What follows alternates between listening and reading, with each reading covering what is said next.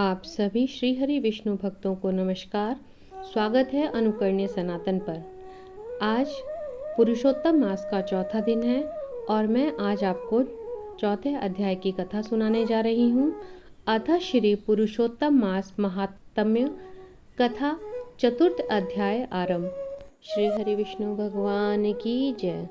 श्री नारायण जी बोले, हे नारद जी, भगवान पुरुषोत्तम के आगे जो शुभ वचन अधिमास ने कहे वह लोगों के कल्याण की इच्छा से हम कहते हैं, सुनो। अधिमास बोला, हे नाथ, हे कृपानिधे, हे हरे, मेरे से जो बलवान हैं उन्होंने यह मलमास है ऐसा कहकर मुझ दीन को अपनी श्रेणी से निकाल दिया है। ऐसे यहाँ आए हुए मेरी आप रक्षा क्यों नहीं करते? अपने स्वामी देवता वाले मासादिकों द्वारा शुभ कर्मों में वर्जित मुझ स्वामी रहित को देखते ही आपकी दयालुता कहाँ चली गई और आज यह कठोरता कैसे आ गई? हे भगवान, कंस रूप अग्नि से जलती हुई वासुदेव की स्त्री देवकी की रक्षा जैसे आपने की वैसे ही हे दीनवत्सल, कहिए मुझ शरण में आए हुए की आज कैसे रक्षा नहीं करते?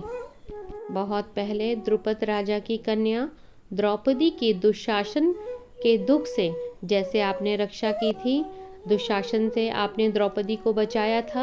हे दीनदयाल, कहिए मुझ शरण आए कि आज कैसे रक्षा नहीं करते?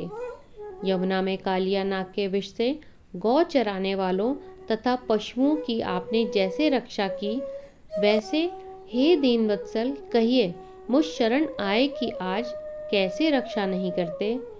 पशु और पशुओं को पालने वालों एवं पशुपालकों की स्त्रियों की जैसे पहले वज्र से सरपत के वन में लगी हुई अग्नि से आपने रक्षा की।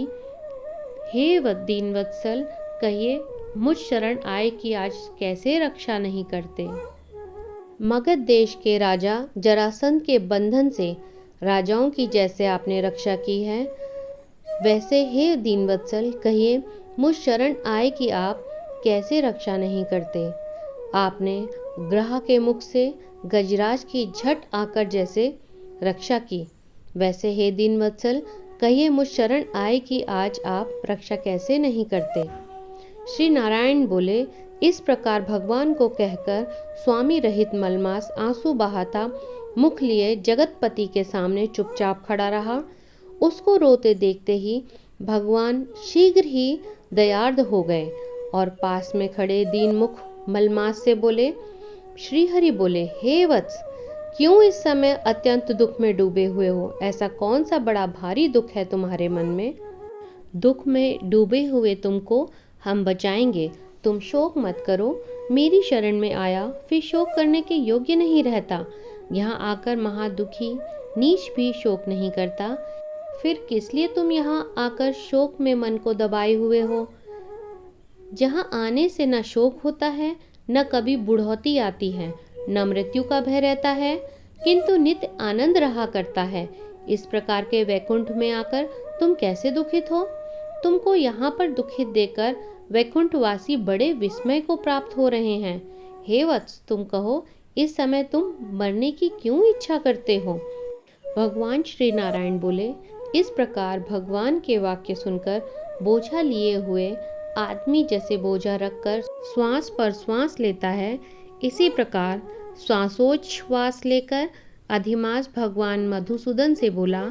अधिमास बोला, हे भगवान, आप सर्वव्यापी हैं, आपसे अज्ञात कुछ नहीं है। आकाश की तरह आप विश्व में व्याप्त होकर बैठे हैं। चर अचर में व्याप्त भगवान श्री विष्णु आप सबके साक्षी हैं, विश्व भर को देखते हैं। विषय की सन्निधि में भी विकार शून्य आप में शास्त्र मर्यादा के अनुसार सब भूत स्थित हैं। हे जगन्नाथ, आपके बिना कुछ भी नहीं है।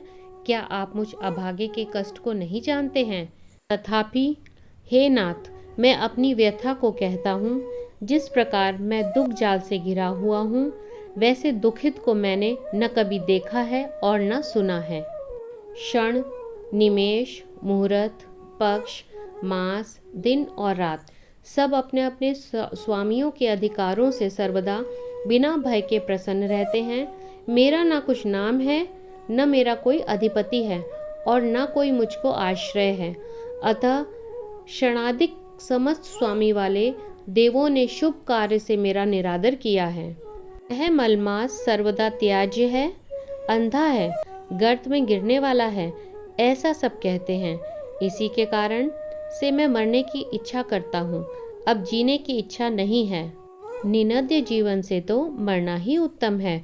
जो सदा जला करता है वह किस तरह सो सकता है। हे महाराज, इससे अधिक मुझको और कुछ भी नहीं कहना है। वेदों में तो आपकी इस तरह प्रसिद्धि है कि पुरुषोत्तम आप परोपकार प्रिय हैं और दूसरों के दुख को सहन नहीं करते हैं। अब आप अपना धर्म समझकर जैसी इच्छा हो वैसा करें। आप प्रभु और महान हैं। आपके सामने मुझ जैसे पामर को घड़ी घड़ी कुछ कहते रहना उचित नहीं है। मैं मरूंगा, मैं मरूंगा, मैं अब न जीऊंगा, ऐसा पुनः पुनः कहकर वह अधिमास हे भगवान ब्रह्मा के पुत्र चुप हो गया और एकाएक भगवान श्री विष्णु के निकट गिर गया। तब इस प्रकार गिरते हुए मलमास को देख भगवान की सभा के सभी लोग बड़े विस्मय को प्राप्त हुए। श्री नारायण बोले, इस प्रकार कहकर चुप हुए अधिमास के प्रति बहुत कृपा भार से अवसन्न हुए।